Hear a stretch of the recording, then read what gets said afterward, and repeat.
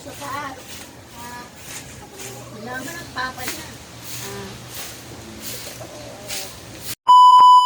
Hi mga kasambahay! Another day, another video na naman tayo. Una po sa lahat, pagpasensyahan nyo na po yung boses ko ngayon. Kagagaling ko lang po sa sakit at inubo po talaga ako ng matindi. Buti nga ngayon ay umiigi-igi na. Nakaraang araw talaga ay hindi ako makapagsalita. Talaga naman yung boses ko ay garargar. Buti naman ngayon at sa awa ni Lord, maling-galing na ako. Kaya naman itong palibot ng bahay namin ay natambak talaga ang mga dahon at wala pong nakakapagwalis. Isa pa pati, umaambon-ambon din. Kaya naman, kinabukasan, nung wala ng ambon, umigi-igi na rin yung pakiramdam ko. At para exercise na rin at pagpawisan. Kaya naman, maagang maaga pa lang ay inumpisahan ko ng pagwawalis dito. Ang hirap din pala kapag may gantong kaluwag na walisan. Ay halos araw-araw kailangan magwalis. Kapag hindi naman nagwawalis ay kapangit naman ang kapaligiran. At buti na nga lang din itong mga nakapaligid sa aming puno. Malalaki ang dahon. Kaya naman hindi ganun kahirap walisan. Ito namang aso namin na si Taguro. Ito ko nga muna siya itinali habang nagwawalis ako para naman makapag-exercise siya. Makalakad-lakad ng maayos. At marami na rin naghihintay sa akin. Alam niyo po ba kung sino? Itong mga tandang nga ni Mang Ronnie. Dahil ang aga-aga nilang umalis at hindi pa nila napatuka. Kaya naman sabi ko tatapusin ko muna tong pagwawalis bago ko sila patutukain. Para naman malinis yung paligid nila habang tumutuka sila ng pagkain.